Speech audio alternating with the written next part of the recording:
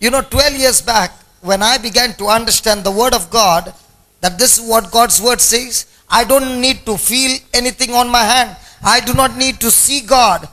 The word of God has declared that. That's enough for me. I know God is dwelling in me because his word says so. I put my confidence not in my eyes, not in my senses, but only on the word of God, and that's the time I see his glory.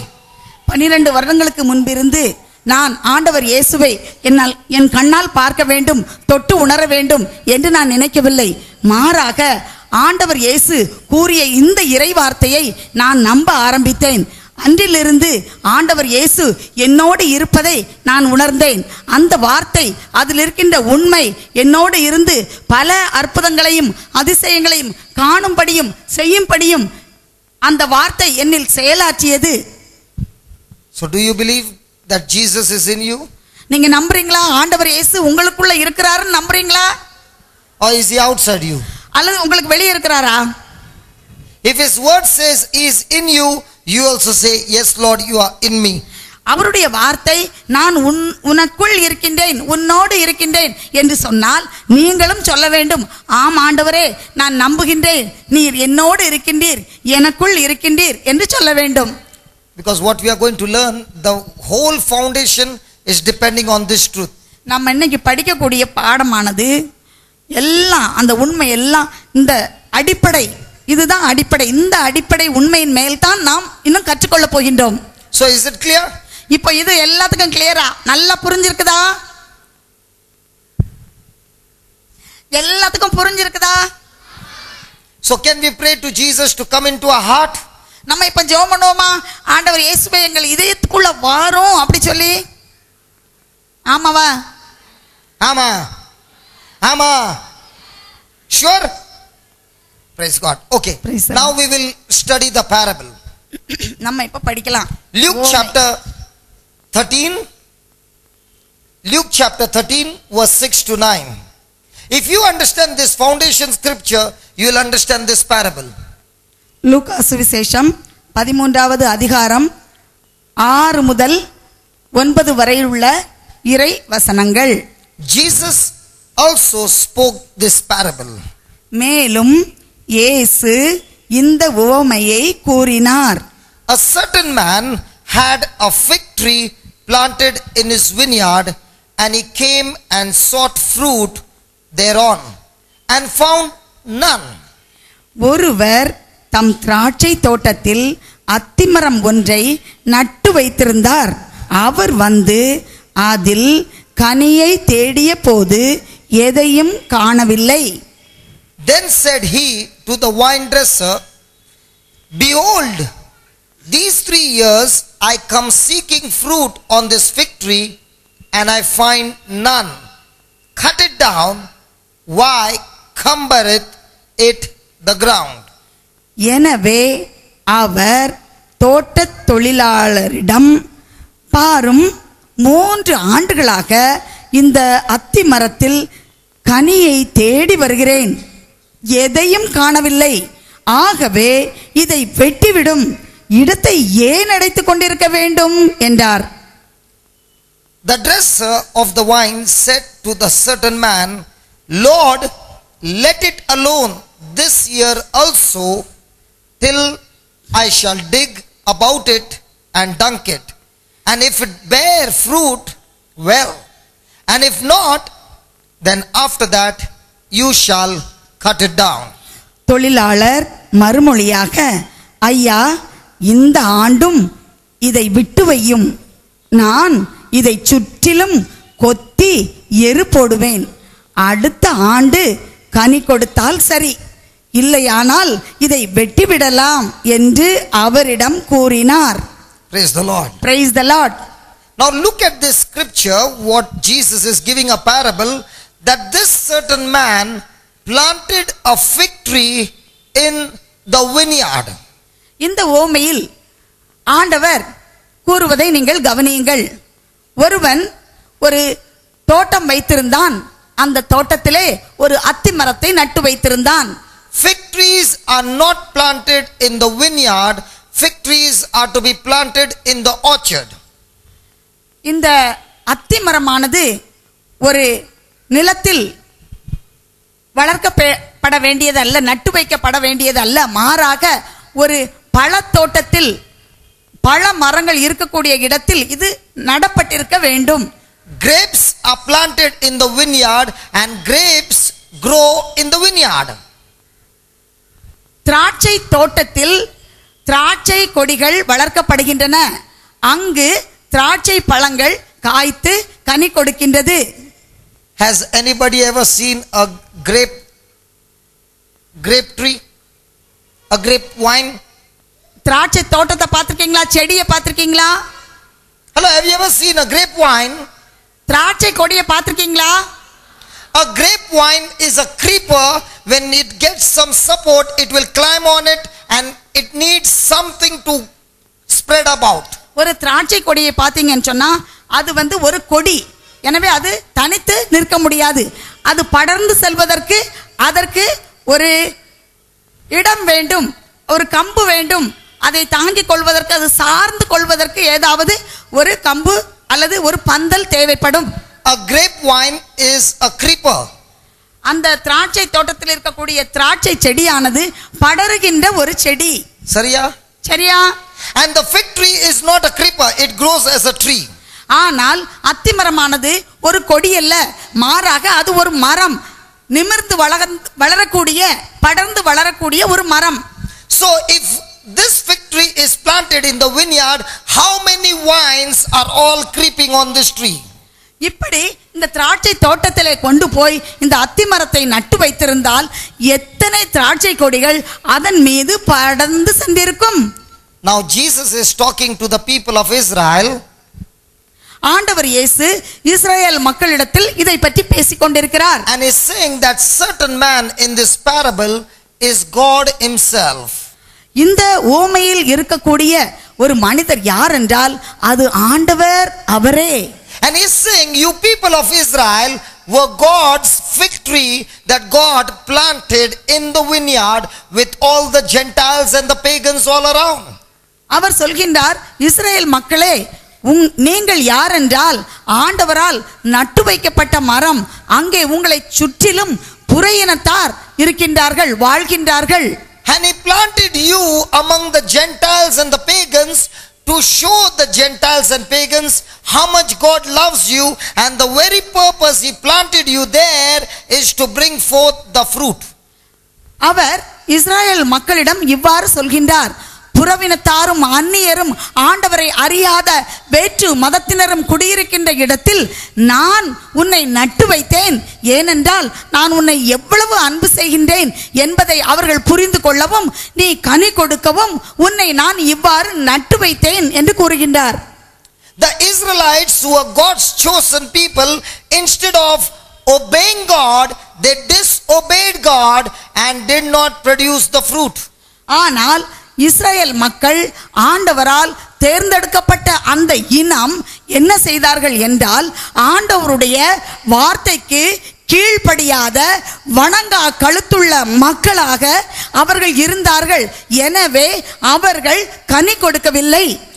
God waited for thousands and thousands of years for this fig tree to produce the fruit, and now he sees that the tree, instead of producing the fruit of heaven, is only committing sin, and is fed up with them, and he tells the vine dresser, I want to cut it down. ஆண்டவர் ஆயிரக்கணக்கான ஆண்டுகளாக இந்த மரத்திலிருந்து அவர் கனியை எதிர்பார்த்து கொண்டே இருந்தார். ஆனால் அவர் எதிர்பார்த்த அந்த கனியை கொடுக்க அந்த மரம் தவறிவிட்டது. விண்ணக கனியை அவர் எதிர்பார்த்தார். ஆனால் இந்த உலகத்தில் உள்ள பாவத்தை தான் அந்த மரமானது விளைவித்தது. எனவே ஆண்டவராகிய கடவுள் நான் எதிர்பார்த்த கனியை கொடுக்காத இந்த மக்களை, இந்த மரத்தை நீ வெட்டிவிடு என்று சொல்கின்றார். In this parable, Jesus is talking to the Israelites, but today this same parable Jesus is talking to you and me and saying, you are the fig tree that my Father has purposely planted you, not in an orchard but in the vineyard. இன்று ஆண்டவர் நம்மோடு பேசுகின்றார். ஆண்டவர் இயேசு இதை Israel மக்களிடத்தில் பேசினார். ஆனால் இன்று ஆண்டவர் உங்களிடமும் என்னிடமும் இந்த அத்திமரம் நீங்கள் தான், உங்களை நான் நட்டு வைத்தேன், நான் ஒரு பழத்தோட்டத்தில் நட்டு வைத்தேன், உங்களிடமிருந்து கனியை எதிர்பார்த்து நட்டு வைத்தேன் என்று கூறுகின்றார். Supposing you got a house and there is some place, you plant some trees. What kind of trees will you plant? A fruit bearing tree or just a tree that is only giving you leaves? உங்க வீட்டில் கொஞ்சம் இடம் இருக்குது, அப்போ அந்த இடத்துல நீங்க சில மரம் வைக்க விரும்புவீங்க. எப்படிப்பட்ட மரத்தை நீங்க வைப்பீங்க? உங்களுக்கு பழங்கள் காய்த்து கொடுக்கக்கூடிய மரத்தை வைப்பீங்களா, அல்லது சும்மா இலை மட்டும் இருக்கட்டும் அப்படின்னு சொல்லி அப்படிப்பட்ட மரத்தை நீங்கள் வைத்து வளர்ப்பீர்களா? Hello? A person who plants a coconut tree, he plants the coconut tree because he wants the leaves and the wood. ஒரு மனிதன் ஒரு தென்னை மரத்தை நட்டு வைத்தான் என்றால் அவனுக்கு அந்த மரத்தில் உள்ள தேங்காயும் மரத்தில் உள்ள இலைகளும் அவனுக்கு பயன்படும் என்பதால் தான். Is it so? அப்படித்தானே? Or does the person plant it because he wants coconuts? அல்லது அவங்க இந்த தேங்காய்க்கு மட்டுமா அந்த மரத்தை நட்டு வைக்கிறாங்க? Hello? In the same way, God is saying to you, my child, you are purposely planted in your family, in the place where you are. I have purposely planted you, and my main purpose is that in this vineyard, which is uncomfortable, which is painful, which is irritating, you must produce the fruit. ஆண்டவர் இன்று உங்களை பார்த்து சொல்கின்றார், மகளே மகனே, நான் உன்னை ஒரு குடும்பத்தில், ஒரு சூழ்நிலையில், ஒரு இடத்தில் உன்னை நான் நட்டு வைத்திருக்கின்றேன். அது உனக்கு சுகமாக இருக்காது, அது உனக்கு மிகவும் வசதியாக இருக்காது, உனக்கு வேதனை தருவதாக, அது உனக்கு துன்பத்தை தருவதாக, வலியை கொடுப்பதாக இருக்கலாம். ஆனால் நான் எதற்காக இத்தகைய ஒரு தோட்டத்தில் உன்னை நட்டு வைத்திருக்கின்றேன், விட்டு வைத்திருக்கின்றேன் என்றால் நீ கனி கொடுப்பதற்காக மட்டும்தான். Can you see a coconut trees? நீங்க இங்க இருக்கிற தென்னை மரத்தை பார்க்க முடியுதா? Have you seen some places on the coconut trees there are creepers like pepper, there are creepers like money plant, there are creepers like some plants growing on a tree? நீங்க இந்த தென்னை மரத்து பக்கத்துல சில சமயங்கள்ல மிளகு காய்க்கக்கூடிய அந்த கொடிகள் இருக்கலாம், இன்னும் வெத்தில கொடி இருக்கலாம். அப்படி இல்லைன்னு சொன்னா அந்த மணி பிளான்ட்னு சொல்லக்கூடிய அந்த இது மிளகு, மணி பிளான்ட், இன்னும் சில படரக்கூடிய கொடிகள் அதுல இருக்கிறத நீங்க பார்த்திருக்கீங்க. அப்படிதானே? You have seen that? பார்த்திருக்கீங்களா? Now is it comfortable for the coconut tree? இந்த கொடிகள்லாம் அதுல அப்படி படர்ந்து போகும்போது இந்த தென்னை மரத்துக்கு அது ரொம்ப சுகமா இருக்குமா? It's not comfortable. இது ரொம்ப அதுக்கு வந்து சுகமா இருக்காது. Just because the pepper tree is or creeper is on the tree of a coconut tree, will the coconut tree stop producing coconuts and start producing pepper? இந்த மிளகு கொடி தென்னை மரத்துல இருக்கிறதுனால தென்னை மரத்துக்கு வசதி இல்லைன்னு சொல்லி அது தேங்காய் காய்க்காம மிளகை காய்ச்சிட்டு இருக்குமா? Many people say, you know, my life is in a mess because this person has made a mess, that person has made a mess, that person has made a mess. My life is because of the circumstances, because of the environment. But God says, listen, no matter what your environment is, your identity that you are a child of God and God's Spirit is dwelling in you cannot be changed. You are supposed to produce the fruit of heaven irrespective of the irritation all around you. ஆண்டவர் சொல்கின்றார், நீங்கள் எந்த இடத்திலாவது உங்களுக்கு பிடிக்காத இடமாக இருக்கலாம், வசதி குறைவான இடமாக இருக்கலாம், கஷ்டமான இடமாக இருக்கலாம், எந்த இடத்தில் நீங்கள் நட்டு வைக்கப்பட்டாலும் என்னுடைய எதிர்பார்ப்பு, தந்தையினுடைய எதிர்பார்ப்பு, உங்களுடைய முக்கியமான கடமை என்னவென்றால் நீங்கள் விண்ணக கனிகளை நீங்கள் கொடுக்க வேண்டும் என்பதே ஆகும். என்னுடைய வாழ்க்கை இப்படி இருக்கின்றது, அவர்களால் இப்படி ஆயிற்று, இவர்களால் நாசமாயிற்று, அவர்கள் தான் என் வாழ்க்கையை கெடுத்தார்கள், இந்த சூழ்நிலை எனக்கு பிடிக்கவில்லை, இது மிகவும் கஷ்டமாக இருக்கின்றது, இந்த வாழ்க்கையே எனக்கு பிடிக்கவில்லை என்று நீங்கள் சொல்லிக்கொண்டு கனி கொடுக்காமல் இருக்க முடியாது. ஏனென்றால் எத்தகைய சூழ்நிலையாக இருந்தாலும் நீங்கள் ஆண்டவருடைய பிள்ளை, அவருடைய வார்த்தையும் ஆவியானவரும் உங்களுக்குள் இருக்கின்றார் என்றால் அதை வெளிப்படையாக கனிகள், விண்ணக கனிகளை கொடுத்து நீங்கள் ஆண்டவருடைய பிள்ளை என்பதை காட்டுவது உங்களுடைய கடமை. சரியா? சரியா? So will the environment change your identity? சூழ்நிலைகள் உங்களுடைய தனித்துவத்தை மாற்ற முடியுமா? This coconut tree is here, another coconut tree is planted where other trees are there, all choked up. Now will you call that coconut tree a mango tree or a papaya tree or any other tree, or will you call it a coconut tree? இந்த தென்னைமரம்லாம் இப்படி இருக்குது. சில தென்னைமரம் ரொம்ப வரணிக்க இடுக்கலான ஒரு இடத்துல இப்படி வளைஞ்சிட்டு வருது.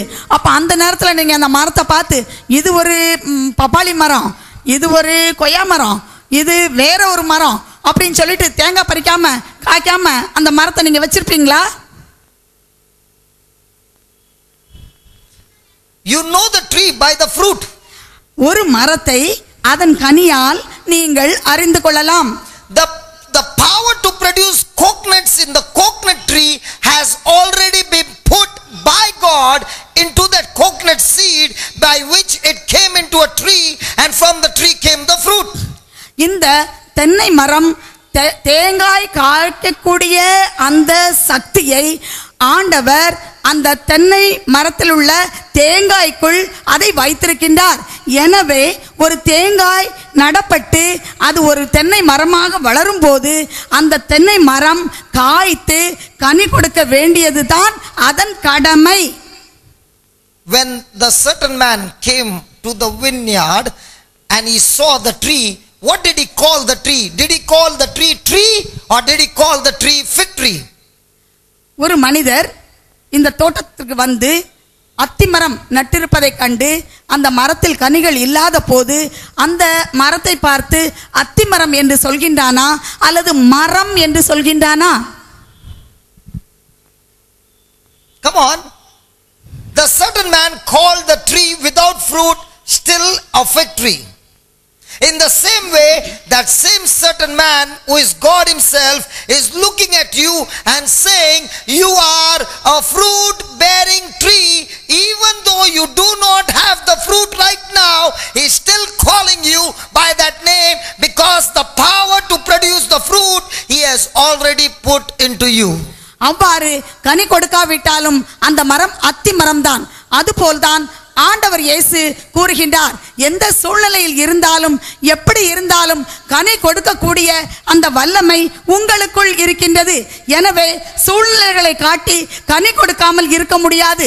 மாறாக விண்ணக தந்தை கொடுத்துள்ள அந்த வல்லமையினால், நமக்குள் இருக்கக்கூடிய அந்த வல்லமையினால் நாம் கனி கொடுக்கும் வாழ்வு வாழ வேண்டும் என்பதுதான் ஆண்டவருடைய எதிர்பார்ப்பு.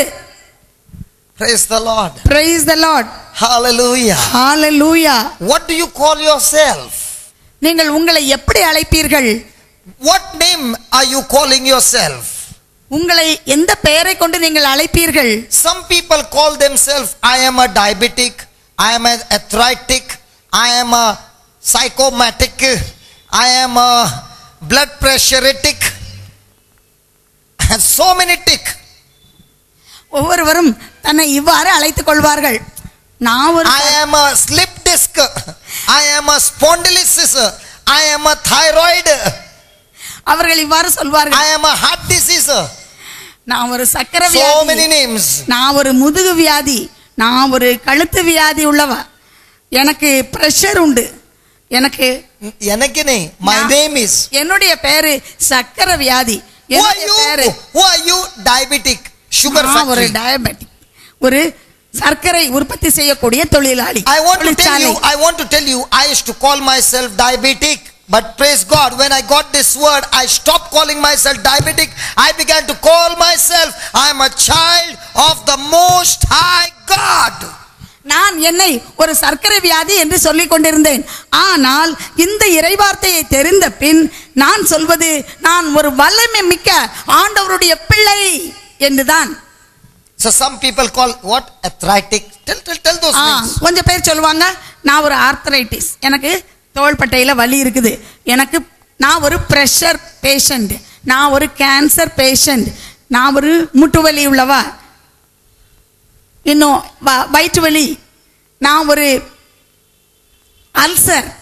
Father gave you baptism நான் and ஒரு gave you thyroid. Father gave you baptism and he gave you such a wonderful name, and the doctors gave you so many other names. நமக்கு பேப்டிசம் கொடுக்கும்போது அருமையான ஒரு பெயரை ஃபாதர் நமக்கு வைக்கிறாங்க. I remember when I was in school. ஆனா doctors நமக்கு கொடுக்கிறது நிறைய பேர். Sorry. You are a professor, no? Yeah. When I was in school, the teacher gave me a name, good for nothing. நான் ஸ்கூல்ல இருக்கும்போது எனக்கு ஒரு பெயர் கொடுத்தாங்க, ஒண்ணுக்கும் உதவாத குப்பைன்னு சொல்லி. And when I went to college, the professor gave me useless. அப்ப காலேஜுக்கு போனது இன்னும் உதவாக்கறன்னு சொன்னாங்க. Stupid, idiot. ஒண்ணுக்கும் உதவாத முட்டாள். So many names. நிறைய பெயர்லாம் கொடுத்தாங்க. People call people with different names. ஒவ்வொருத்தரும் மற்றவங்களை ஒவ்வொரு பெயர் வச்சு கூப்பிட்டுக்குவாங்க. But look at God. He still calls the fig tree without fruit a fig tree. ஆனால் கடவுளை பாருங்கள், கனி கொடுக்காத அந்த மரத்தை பார்த்து தொடர்ந்து அத்திமரம் என்று சொல்கின்றார். Even though you are producing the negative fruit in your life, God still looks at you and calls you by that name by which he created you. He does not call you according to the fruit you bear. He calls you according to the fruit you are supposed to bear. ஆண்டவர் உங்களை நீங்கள் எதிர்மறையான கனிகளை கொடுத்து வாழ்ந்து கொண்டிருந்தாலும் உங்களுக்கு அவர் வேறு பெயர் கொடுப்பதில்லை. மாறாக நீங்கள் உங்கள் வாழ்க்கையில் ஆண்டவர் எதிர்பார்க்கக்கூடிய அந்த கனிகளை கொடுக்கும் வாழ்வு வாழ வேண்டும் என்று உங்களை எந்த பெயர் சொல்லி அழைத்தாரோ அதே பெயர் சொல்லித்தான் உங்களை அழைக்கின்றார். Praise the Lord. Praise the Lord. Look at the owner. நீங்கள் அந்த சொந்தக்காரரை, மரத்துக்கு தோட்டத்துக்கு சொந்தக்காரரை பாருங்கள். In those 3 years, in spite of that situation in the vineyard, he still believed and expected fruit, and that's why all the 3 years he came expecting for fruit. இந்த தோட்ட தொழிலாளி மிகுந்த நம்பிக்கை உடையவனாக 3 வருடமாக கனிகளை தேடி அவன் வந்து கொண்டிருந்தான். Praise the Lord. Praise the Lord. Let me give you an example of my life. நான் என்னுடைய வாழ்க்கையில் நடந்த ஒரு காரியத்தை எடுத்துக்காட்டாக உங்களோடு பகிர்ந்து கொள்கிறேன். From the beginning, I never had anything to do with God. முதல் துவக்கத்தில் இருந்தே கடவுளுக்கும் எனக்கும் அதிகமான தொடர்பு கிடையாது. I did not even want to go to church or have anything to do with the Bible or with Jesus. துவக்கத்தில் இருந்து எனக்கு கோவிலுக்கு போவதோ பைபிள் வாசிப்பதோ அல்லது ஆண்டவர் இயேசுவோடோ எனக்கு எந்த விதமான நெருக்கமோ தொடர்போ இல்லை. I got married. எனக்கு திருமணம் முடிந்தது. And my wife was a woman of prayer. என்னுடைய மனைவி ஒரு ஜெபத்தில் இருக்கக்கூடிய ஒரு பெண்ணாக இருந்தாள். Praise the Lord. Praise the Lord. So I was a person who was living totally sinful and in the world. நான் உலகத்திலே மூழ்கி மிகவும் பாவமான ஒரு வாழ்க்கை வாழ்பவனாக நான் இருந்தேன். And she was all the time praying for my conversion. என் மனைவி என்னுடைய மனமாற்றத்திற்காக தொடர்ந்து ஜெபித்துக் கொண்டே இருந்தார்கள். So God planted a fig tree in the vineyard, and I was that creeper who made her life miserable. ஆண்டவர் தோட்டத்தில் என் மனைவியாகிய அந்த அத்தி மரத்தை நட்டு வைத்தார். ஆனால் நான் ஒரு கொடி போல அதிலே படர்ந்திருந்தேன். And when I made her life miserable, many other fig trees came and told her, listen, this vineyard is not comfortable. You leave him and go away, because in this vineyard, this fellow will never change. அப்போது என் மனைவியிடம் அதிக அத்திமரங்கள் வந்து இவ்வாறு சொன்னது, இந்த கொடியானது ஒரு நாளும் மாற்றமடையாது, இதை வைத்து எந்த பயனும் உனக்கு இல்லை, எனவே இதை விட்டு நீ போய்விடு என்று ஆலோசனை சொன்னார்கள். I thank God. God gave me a good wife. நான் கடவுளுக்கு நன்றி சொல்கின்றேன். ஏனென்றால் ஆண்டவர் எனக்கு நல்ல ஒரு மனைவியை கொடுத்திருந்தார். Any other woman would have left me long time back.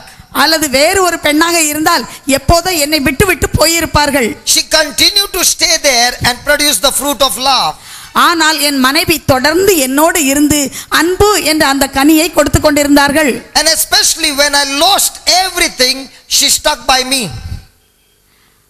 நான் எல்லாவற்றையும் இழந்த போது கூட அவர்கள் என்னோடு இருந்தார்கள். Praise the Lord. Praise the Lord. And there came a day when I got converted. ஒரு நாள் வந்தது, அப்போது நான் மனமாற்றம் அடைந்தேன். Hallelujah. Hallelujah. I was once again a creeper called wine, but praise God, the day I gave my life to Jesus, I got grafted in Jesus, and that's what Jesus said, I am the true wine and you are my branch. When the power of God came into me, I was changed from a creeper to a fig tree. நான் எப்போது மனமாற்றம் அடைந்தேனோ அப்போது நான் ஒரு கொடியாக இருந்த அந்த வாழ்க்கை சூழ்நிலை மாறி ஆண்டவர் இயேசு எனக்குள் வந்ததினால், அவரது ஆவியானவர் எனக்குள் வந்ததினால் நான் மாற்றம் அடைந்து அந்த கொடியாகிய அந்த திராட்சை கொடி போன்று இருந்த என்னுடைய வாழ்வு ஒரு அத்திமரமாக மாறியது. So even though there was so much of suffering, so much of pain in my wife's life, she refused to produce the fruit of the world. She continued to produce the fruit that God had called her for, and because of which there came a conversion in my life. ஆனால் என் மனைவி எவ்வளவோ கஷ்டங்களும் வேதனைகளும் ஏமாற்றங்களும் அவர்களது வாழ்வில் இருந்தாலும் ஆண்டவர் அவர்களிடம் எதிர்பார்த்த அந்த கனியை அவர்களால் கொடுக்க முடிந்தது. எனவே அத்தகைய ஒரு வாழ்வு என்னோடு இருந்து அவர்கள் வாழ்ந்ததால் என்னுடைய வாழ்விலே ஒரு மனமாற்றம் ஏற்பட்டது. அது என்னுடைய மனைவி கொடுத்த அந்த கனியினால் தான். We who are Christians have been born again, and we have the Spirit of God, and God who has given us this Spirit is always coming, expecting the fruit of the Spirit in our life. நாம் கிறிஸ்தவர்கள், நாம் மறுபடியும் பிறந்தவர்கள், நாம் புது பிறப்பு அடைந்தவர்கள். ஆண்டவருடைய ஆவியானவர் நமக்குள் இருக்கின்றார். எனவே நம்முடைய வாழ்க்கையில் நாம் கனி கொடுக்கும் வாழ்வு வாழ வேண்டும் என்பதுதான் ஆண்டவருடைய எதிர்பார்ப்பு, விருப்பம். So instead of producing the fruit of heaven, I was producing the fruit of selfishness, greediness, bitterness, offense, sin, lust, sinful adultery, you name it, every kind of fruit I was producing.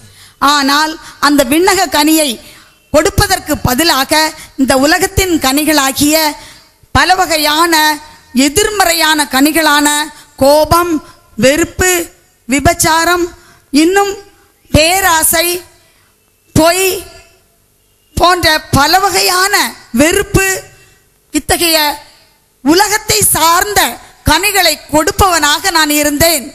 Are there any Christians over here? இங்க கிறிஸ்தவங்களாம் இருக்கீங்களா? இங்க எல்லாரும் இருக்கவங்க கிறிஸ்தவங்களா? Are there any Christians here? இங்க கிறிஸ்தவங்க இருக்கீங்களா? Can I see some hands of some Christians? There are no Christians. இங்க ஒருத்தருமே கை தூக்கலையே.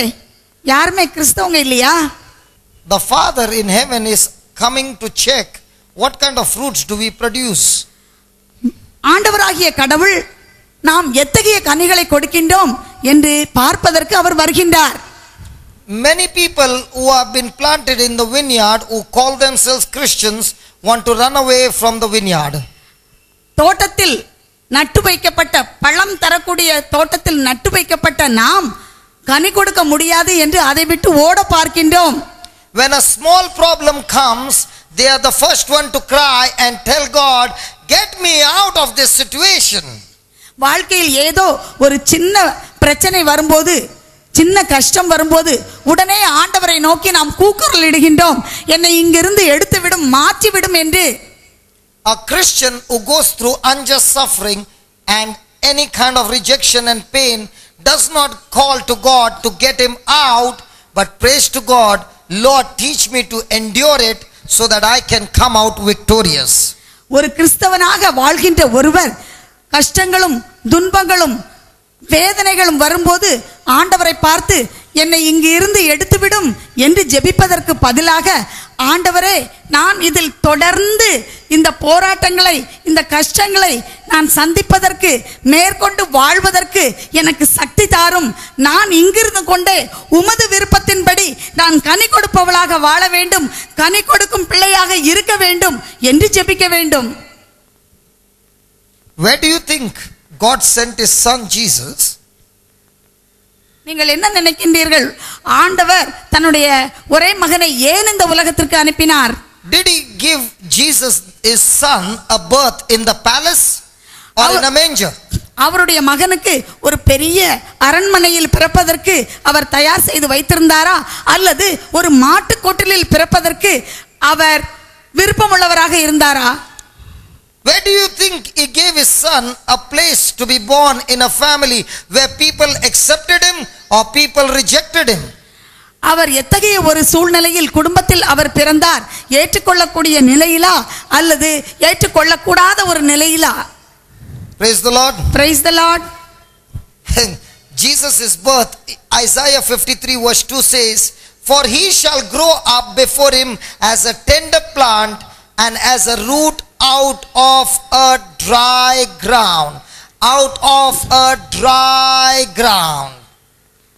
எசாயா 52. It's the prophecy of Jesus' birth and the place where he would be planted by the Father on purpose. 53 Verse 2. 53:2 இவ்வாறு கூறுகின்றது. எசாயா 53:2, இளம் தளிர் போலும் வறண்ட நில வேர் போலும் ஆண்டவர் முன்னிலையில் அவர் வளர்ந்தார். He has no form or comeliness, and when we shall see him, there is no beauty that we should desire him. நாம் பார்ப்பதற்கேற்ற அமைப்போ அவருக்கு இல்லை, நாம் விரும்பத்தக்க தோற்றமும் அவருக்கு இல்லை. Praise the Lord. Praise the Lord. Many people feel Jesus was the most handsome person on this planet earth. நிறைய பேர் நினைக்கிறாங்க ஆண்டவர் இயேசு மிகவும் அழகான ஒரு தோற்றமுடைய ஒரு மனிதர் என்று நினைக்கின்றார்கள். But Isaiah 53 verse 2 says he had no beauty at all that people could desire him. ஆனால் எசாயா 53:2 இவ்வாறு சொல்கின்றது, அவர் முக தோற்றமானது பார்ப்பதற்குள்ள அமைப்பு விரும்பத்தக்க தோற்றம் அவருக்கு இல்லை என்று கூறுகிறது. And then the word of God says he was despised and rejected of men, a man of sorrows. தொடர்ந்து இவ்வாறு கூறுகின்றது, அவர் இகழப்பட்டார், மனிதரால் புறக்கணிக்கப்பட்டார், வேதனையுற்ற மனிதராய் இருந்தார், நோயிற்று நலிந்தார். So where do you think the Father planted his son Jesus? In a place where there was glory, in the place where people accepted him, a place where people could see his beauty? No, the word of God says he was planted in the vineyard where every day he was rejected, every day he was despised, every day people put him to shame. தந்தையாகிய கடவுள் தன்னுடைய ஒரே மகனை எப்படி இந்த உலகத்திற்கு அனுப்பினார்? மிகவும் மாட்சியிலும் மகிமையிலும் வாழ்வதற்கு அனுப்பினார்? இல்லை, அவரை எத்தகைய ஒரு தோட்டத்தில் நட்டு வைத்தார்? ஏற்றுக்கொள்ளாத நிலையில் எப்போதும் அவரை எதிர்க்கின்றவர்களாக, எப்போதும் அவரை இகழுகின்றவர்களாக, எப்போதும் அவரை குறை சொல்பவர்களாக, எப்போதும் அவரை கொல்ல தேடுபவர்களாக இருக்கக்கூடிய ஒரு கூட்டத்தில் தன்னுடைய மகனை அவர் நட்டு வைத்தார். He was insulted, he was abused, and the Bible declares he was a man of sorrow. அவர் இகழப்பட்டார், புறக்கணிக்கப்பட்டார், அவர் துன்புற்று நலிந்த ஒரு மனிதனாக காணப்பட்டார் என்று இறைவார்த்தை கூறுகின்றது. But how many times do you see in the Bible that Jesus, the Son of God, cried out to his Father and said, "Father, don't plant me in this vineyard, but plant me in a palace." எத்தனை முறை இந்த பைபிள்ல நீங்கள் பார்க்கின்றீர்கள், ஆண்டவர் இயேசு தன் தந்தையை நோக்கி, அப்பா எனக்கு வேண்டாம், இந்த இடம் வேண்டாம், என்னை ஒரு மாளிகையிலே என்னை நட்டு வையும், என்னை விட்டு வையும் என்று கேட்பதை, ஜெபிப்பதை எத்தனை முறை நாம் வாசித்திருக்கின்றோம்? Even though the environment was not in favor of him, yet Jesus continued to produce the fruit of heaven and he lived a life without sin. அப்படியாக ஒரு சூழ்நிலை மிக மோசமானதாக எதிர்மறையாக இருந்தாலும் ஆண்டவர் இயேசு தொடர்ந்து அந்த சூழ்நிலையில் அவர் வாழ்ந்து விண்ணகத்திற்கு ஏதுவான கனிகளை அவர் கொடுப்பவராக வாழ்ந்து வந்தார். Now you might say that is Jesus, the Son of God. What about us? நீங்க சொல்லலாம் அவர் இறைமகன், ஆனா நம்ம யாரு? Okay, let's take the 11 disciples. The one betrayed him and hanged himself. Let's count the next 11. நம்ம அடுத்த 11 அப்போஸ்தலர்கள் சீடர்களை பார்ப்போம். They were always fighting. Who is going to sit on the right? Who is going to sit on the left? அவங்க எப்போதும் சண்டை போட்டுட்டு இருந்தாங்க. யார் வலப்பக்கத்துல உட்காருவோம், யார் இடப்பக்கத்துல உட்காருவோம் அப்படின்னு சொல்லி. Imagine Jesus is training them for 3.5 years until the time he is about to leave this planet Earth. All his disciples rejected him. All his disciples ran away from him. And when he was hanging on the cross, nobody was with him. ஆண்டவர் இயேசு 3.5 வருடங்களாக தன்னுடைய சீடர்களை தன்னோடு வைத்து அவர்களுக்கு பயிற்சி கொடுத்து கொண்டிருந்தார். ஆனால் இறுதியில் என்ன நடந்தது? அவர் சிலுவை மரணத்தை அவர் ஏற்றுக்கொண்ட போது அனைவரும் அவரை விட்டுவிட்டு மறுதலித்து விட்டு ஓடிவிட்டார்கள். சிலுவையிலே அவர் தனியாக தொங்கிக் கொண்டிருந்தார். அவரோடு அவர் கற்றுக் கொடுத்த அவரோடு இருந்த அந்த சீடர்கள் அவரிடம் இல்லை. So Jesus the commander taught 12 of his apostles how to take a gun and shoot the people. ஆண்டவர் இயேசு அந்த 12 அப்போஸ்தலர்களுக்கும் ஒரு துப்பாக்கியை எடுத்து எப்படி சுட வேண்டும் என்று அவர் கற்றுக் கொடுக்கவில்லை. Or did he teach his disciples, his apostles, when somebody slaps you on one cheek, give the other cheek? அவர் என்ன கற்றுக் கொடுத்தார்? உங்களை ஒருவர் வலக்கன்னத்தில் அறைந்தால் இடக்கன்னத்தை காட்டுங்கள் என்று கற்றுக் கொடுத்தார். What did he teach them? என்ன கற்றுக் கொடுத்தார்? Oh, you don't like this topic, huh? Should I change the topic? இந்த டாபிக் நல்லா இல்லையா, பிடிக்கலையா உங்களுக்கு, மாத்தணுமா? You know, if you don't produce the fruit, the Bible says you will be cut off and put into the fire for all eternity. விவிலியம் இவ்வாறு சொல்கின்றது, நீங்கள் கனி கொடுக்கும் வாழ்வு வாழவில்லை என்றால் வெட்டி எறியப்படுவீர்கள், அக்கினியில் தள்ளப்படுவீர்கள், நித்தியத்துக்கும் அங்கே நீங்கள் இருப்பீர்கள் என்று கூறுகின்றது. Look at this, same disciples, same apostles, 11 of them who were all the time making mistakes, but praise God, the day they got born again, the resurrection power came into them. They were no longer the old trees. God planted them as fig trees, and in the midst of every trial, in the midst of every unfavorable situation, even though they were persecuted, even though they were beaten up, even though they were killed, they kept producing the fruit of heaven and not the fruit of hell. Can we give the Lord a big hand for that? And God is saying the same power that came upon the disciples on the day of Pentecost, the same Holy Ghost power has come upon every one of us, and we are supposed to produce the fruit of heaven. இந்த 11 அப்போஸ்தலர்களையும் அவர்கள் வாழ்க்கையையும் பாருங்கள். அவர்கள் ஆண்டவர் இயேசுவோடு இருந்து அவர் சிலுவையில் மரணம் அடைந்த போது விட்டு ஓடிவிட்டார்கள். ஆனால் அதற்கு பின்பு நடந்தது என்ன? அவர்கள் ஆண்டவரின் உயிர்த்த வல்லமையை, பரிசுத்த ஆவியை அவர்கள் பெற்றுக்கொண்டு அவர்கள் மறுபிறப்பு அடைந்த போது அவர்களுடைய வாழ்க்கையில் ஆவியானவருடைய வல்லமை புகுந்தது. அப்போது அவர்கள் வாழ்க்கையில் பயங்கரமான சூழ்நிலைகள் இருந்தது. அவர்களை அடித்தார்கள், நைய புடைத்தார்கள், சிறையில் அடைத்தார்கள், அவர்களை கொன்றார்கள். ஆனால் இவை எல்லாவற்றையும் விட்டுவிட்டு அவர்கள் ஓடிவிடவில்லை. மாறாக நட்டு வைத்த அத்திமரம் எவ்வாறு கனி கொடுத்ததோ அதுபோல ஆண்டவர் எதிர்பார்த்த அந்த விண்ணக கனியை அவர்கள் வாழ்ந்து கொடுக்க முடிந்தது. ஏனென்றால் ஆண்டவருடைய உயிர்த்த ஆண்டவருடைய ஆவியானவர் அவர்களுக்குள் இருந்தார். அதுபோலத்தான் ஆண்டவருடைய ஆவியானவர் நமக்குள்ளும் இருக்கின்றார். Found in the Bible, when they faced a trial, they were beaten up, they were thrown into the prison, they never prayed to God, Lord save us, Lord release us from the prison. You know what they prayed? Lord give us the strength to go through and produce the fruit of love and change these people who are coming against us. இந்த பைபிளிலே காணக்கூடிய இறை மனிதர்கள் எவ்வாறு வாழ்ந்தார்கள்? அவர்கள் வாழ்க்கையிலே அவர்களுக்கு எத்தனையோ வேதனைகள், சோதனைகள் வந்தது. அவர்களை சிறையிலே அடைத்தார்கள், தீயிலே போட்டார்கள், அவர்களை சாட்டையால் அடித்தார்கள், அவர்களை சிலுவையிலே அறைந்தார்கள், கழுத்தை வெட்டினார்கள். ஆனால் அப்போதெல்லாம் அவர்கள் ஆண்டவரே எங்களுக்கு இது வேண்டாம், எங்களை காப்பாற்றும் என்று அவர்கள் ஜெபிக்கவில்லை.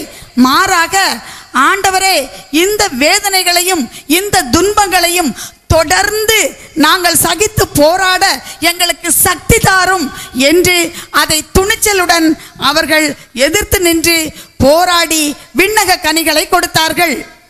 Praise God. Praise the Lord. I want to share a testimony so that you understand. நான் உங்களுக்கு ஒரு சாட்சியை இப்போது பகிர்ந்து கொள்ள விரும்புகின்றேன்.